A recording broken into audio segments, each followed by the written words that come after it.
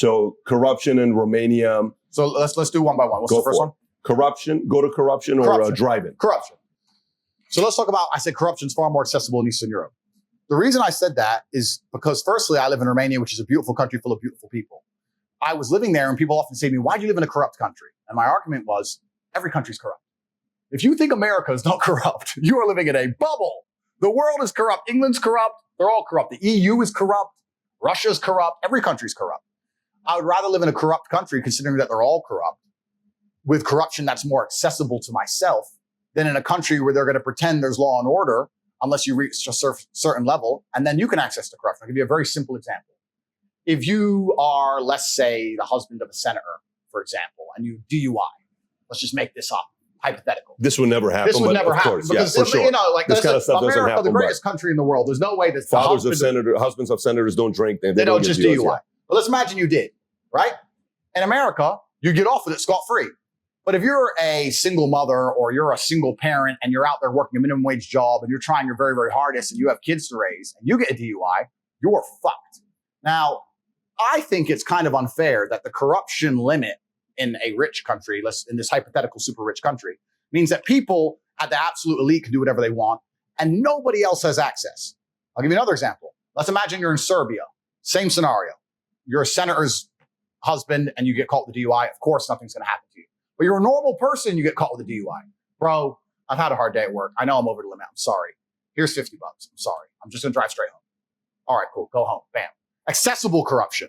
To me, that's a more of an appealing environment to live under than under a society where they're going to take a normal person, wreck them under the law, throw their ass in jail and fucking destroy them and sit there and cry about law and order, law and order, law and order, when it's all bullshit anyway. There's no law and order. The threshold for corruption is too high. So for me as a person, you said I'm a chess player. If I'm a chess player and I analyze the chessboard, I have geographical freedom. I have financial freedom. I'm going to live in a society. Why don't I live in a society where I have the most possible moves to make on a chessboard? Where would I go? I'd go somewhere where my money can benefit me. I don't have billions. I'm not a senator's son, but I have enough to live in some other countries and be protected in some regards. That's just an intelligent chess move. I explained this at length in a video. All that context all removed, I was talking about speeding fines. They take the misogyny thing, they take something about rape, which is imaginary because I have no criminal charges against females against anything in my life ever. They put it together, they take in the corruption from Romania, they throw that in, they whip it up, and they throw it out to the world. And it's bullshit. It's absolute bullshit. What's the next one? I said women can't drive. So let's stay on that one real quick. Sure. I mean, I can understand how that's going to piss off certain people when you're explaining corruption and law and order, because where does jealousy and envy come from? If you think about it, jealousy and envy comes from what? Sometimes usually it comes from people that no matter what they do, they can never be Tate. Yeah. They can never, ever. Like we were talking to Grant Stephan and he says, what do you think about Tate? What do you think about everybody that's going to try to do his affiliate marketing? I said, go ahead and do it. Yeah. I said, he's not duplicatable. Yeah. So non-duplicatable people like you are annoying to people that are, I don't know if you understand what I'm saying. Correct. They can't sit there and say, no matter how many motivational books they read, right. No matter how many videos of you they watch, they cannot talk like you and tell the story. Yeah. That produces envy and jealousy. Right. And you can see how someone like this can be taken out of context saying, he must be a criminal for wanting to go to a place that doesn't have law and order. Absolutely. And I understand why they would say that. Now, what's actually interesting is Bucharest, the capital of Romania, where I live, is statistically 25 times safer than a city like London.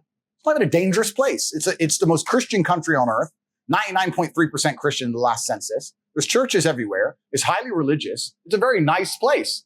It's just a different economic bracket. It's nothing to do about Romania specifically. If you go to any second world country in the world with a different economic bracket, the corruption is going to be more accessible. The price is lower. Humans are corrupt. Every single institution on the face of the planet that is run by humans, which is currently all of them at some degree, is corrupt. All of them. Whether it's doctors, financial, judicial, law and order, the monetary system, it's all completely and utterly corrupt. And to sit here and believe that any of them are just and fair, I think we've just learned in the last few years that we can see that even simple things like keeping people alive, even medicine, is completely corrupt from head to toe. All of it is. So you have to understand that. And then you have to look at the chessboard and go, okay, if it's all completely and utterly corrupt, and I understand that there are certain people who get to play the game on cheat mode. Do I want to be able to play the game on cheat mode if I'm going to try and be the best version of myself? Well, yes, I could possibly do that in Nigeria. I could play on cheat mode. I could possibly play on cheat mode in Croatia. I could possibly play on cheat mode here. Here, I have to stick to the rules. If I have to obey the rules of chess against a person who can move their pieces however they want, I'm going to be perpetually crushed for eternity. So it makes that's just smart business sense to me to sit there and go, you know what? Fuck it. Let's change the board. Let's move it out. Let's reset up the pieces and let's play this way. And this is nothing specific with the country I live. I have absolute respect for the country I live. This is just human nature. This is the nature of systems and how they work and the nature of the first world, second world, third world. This is just how the world works. So I say these things and people want to sit here and try and they mix it up. They take that and they try and mix it up with some girl shit and try and pretend I'm not talking about basic things like speeding fines. That's really what I'm talking about. And we can have a long, detailed argument about how corrupt America is, but I like to think that most people with the brain understand the kind of shit that's going down in America. So America's absolutely corrupt as well. It's just a corrupt world. If you enjoyed this video and you want to watch the entire podcast, click over here. And if you want to be connected with experts, influencers such as Kiyosaki, Tate, Connolly, Paul Menteri, myself, and others, download the app Minect, where you get a chance to connect with these folks by the minute. You get to buy the minute or have FaceTimes with them, 15 minutes, ask them any questions you may want to have. Download the app Minect and start connecting with influencers and experts today.